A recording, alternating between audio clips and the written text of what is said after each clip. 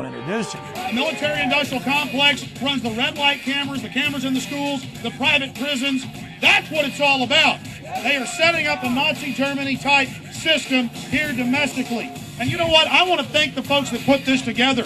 Lori Tice and others. They're the ones that brought Ralph Nader in. And the local folks are great too. But it's 5 o'clock. They're only supposed to be up here. But here they are because, well, they love talking to crowds.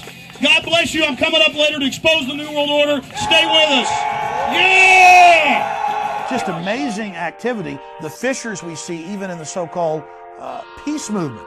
And their abject fear of me because I'm pro-gun, pro-national sovereignty, and against the tyranny of the Democratic Party.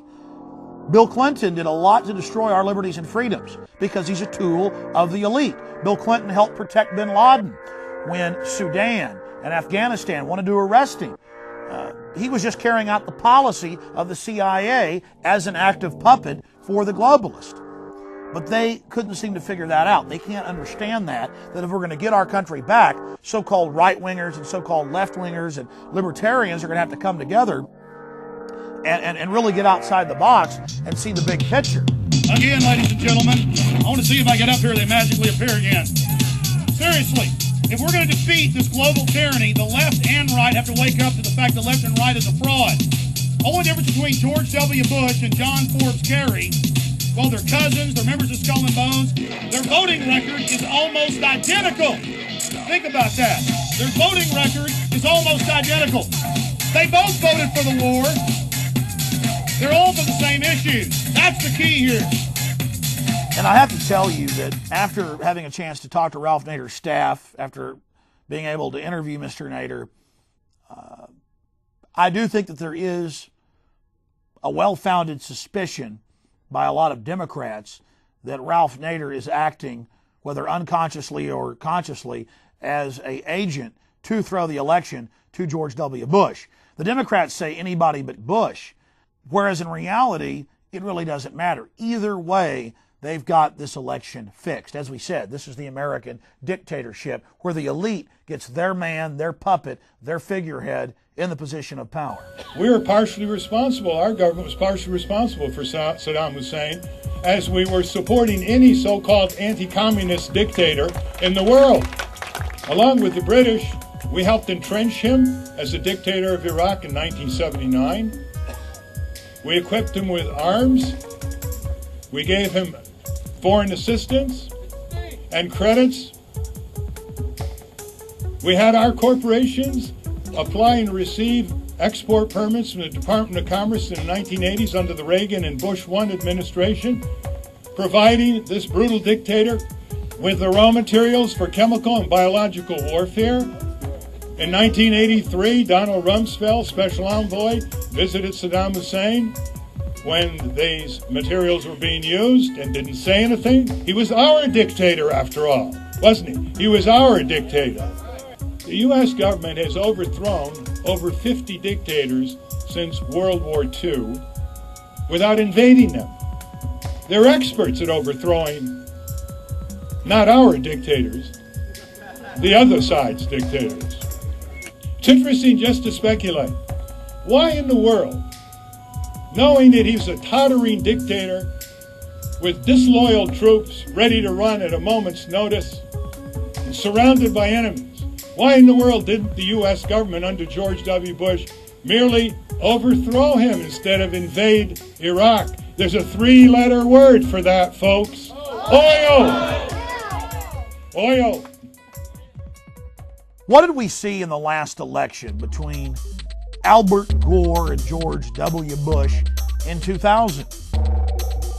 We saw two different rival factions inside the New World Order fighting for control, fighting for the management position of CEO of the New World Order, of Slavery Incorporated.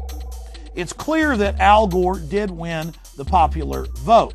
It's not clear if that popular vote was actually his or if Democratic operatives had stuffed ballot boxes and manipulated votes at the local level to the point of him winning by a narrow margin.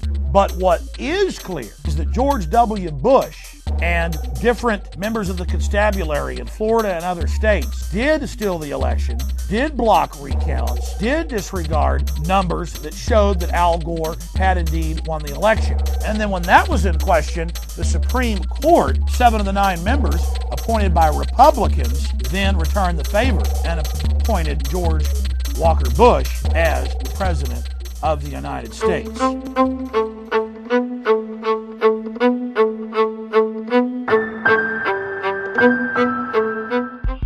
We're talking about a dictatorship of the mind, where the people are scared into absolute submission. Did you ever imagine that you would see the federal government up on television saying, well, the terrorists may want to disrupt our democratic process, so we're going to have to disrupt the democratic process. We may need to cancel or suspend the election if there's a threat or if there is a terrorist attack. But I thought the terrorists wanted to disrupt our elections, so why would you now try to disrupt the elections? How obvious, how transparent, how see-through is that? There was a case in Tennessee where the tabulation software added illegally a quarter of a vote to the favored candidate for every one vote that the unfavored candidate received. Now that was flat out wrong, but because this particular unfavored candidate had Judge Joe Brown on his side, they were able to sue and find out exactly what happened. So we understand that these manipulations are going to take place. ES&S, Election Systems and Software. Republican Senator Chuck Hagel, who is he? He's got ownership ties through a holding company to ES&S. Well, he's a 20-year friend of the Bush family. He almost became our vice president instead of Dick Cheney. And he won his seat in the Senate twice by these big landslides in Nebraska, in a state that had not elected a Republican senator in over 24 years. But you know what? The votes were counted, 80% of his votes were counted by ES&S voting machines. Maybe it's a little coincidence, I don't know. It's very important for everyone out there to spend time looking at the election process in your county, in your city. While Americans are being fed a steady diet of Michael Jackson and Lacey Peterson and lots of football, our elections are being stolen by the owners and controllers of electronic voting machine companies by rigged software and no paper audit trails. And time is running out for us to do something about it. I spoke to the Libertarian Distinguished Speaker Series here in Austin, Texas, and I have to tell you, I was delighted when I told the crowd of several hundred people that if anybody here disagrees with me, please ask a question, please state why.